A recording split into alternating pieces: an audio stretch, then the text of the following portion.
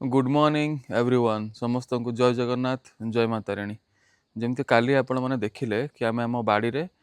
दीटा वेराइटीर शाग पालंग शाग कोचुला शाग आ beans लगाई beans बेलू तो मुझे नी पलैली ऑफिस किंतु मो माँ भाई लगे दी बीन्स से मुझे देखी आउ दीटा रहिला प्लॉट ताको आम भलसे आज टी खुशे दबा तापर आज धनिया पत्र आ गोटे कौन देखिकी गोटे पकेबा तो आज वीडियो आउ लेट करवानी स्टार्ट करवा आज वीडियो आ देखा आपण मानक आज मुझे सब कौन कौन कम कर तो चलतु देखा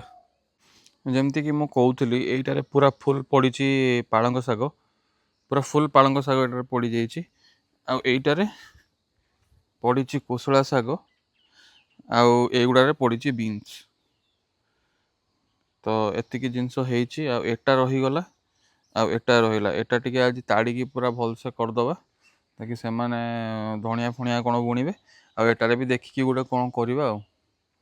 चलतु आज काम स्टार्ट करदे आउ लेट करवानी बाड़ीटा आमर किसी एमती देखा सेपट साइडटा स्टिल एवं जाए क्लीन है से बस्तार अच्छी खत आमर जिया खत अणाई किणिकी सेटा भी पका हे ये तो यहाँ प्रिपेयर कर सारापर छोट छोट ये गात खोलाई देखिपे यही टाइप छोट छोट खोलिकी आम बोईतालु मैं जोड़ा सब जाली रे हो पार बोईतालु जमी होगला आपणकर कुंदूरी कलरा एगुड़ा सब लगेदे तो सेगुड़ा भी ये हो माने ये लगेदे से तार बढ़ी बढ़ी की चलो यहीटा ही किसी अच्छे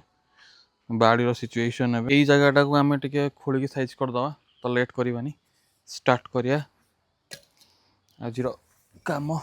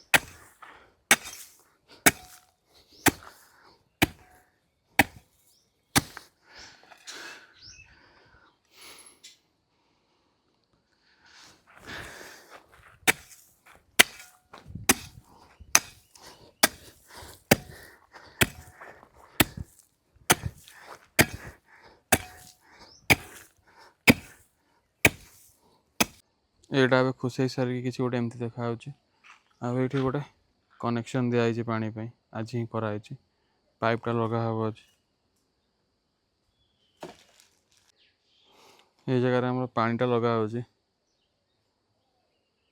पानीटा लगाला कौन हम एगुड़ा आम आराम से स्प्रे कर पानी टी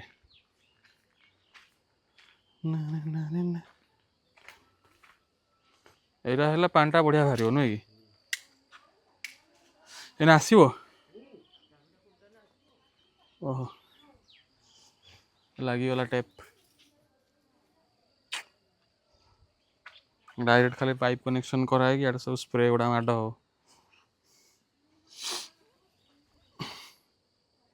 हिसाब से पानीटा बाहर ए पूरा शहे पानी बाहर वेस्ट करवानी पानी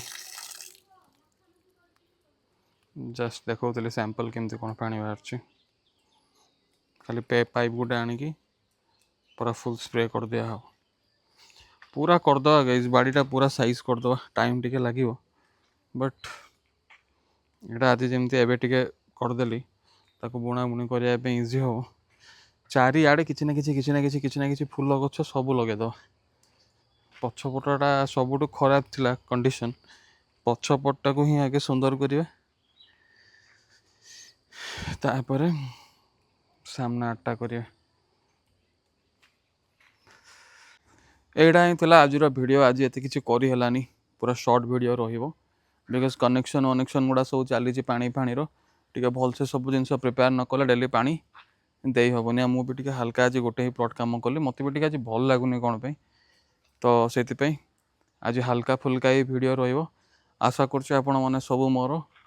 ଭିଡ଼ିଓ ଗୁଡ଼ାକୁ ପସନ୍ଦ କରୁଛନ୍ତି। ଯେମିତି ମୁଁ ଫର୍ଷ୍ଟ ଇୟର୍ରୁ ନେଇକି ଆଜି 12 ଦିନ ହେଇଗଲାଣି ଦେଖାଉଛି କନଷ୍ଟାଣ୍ଟ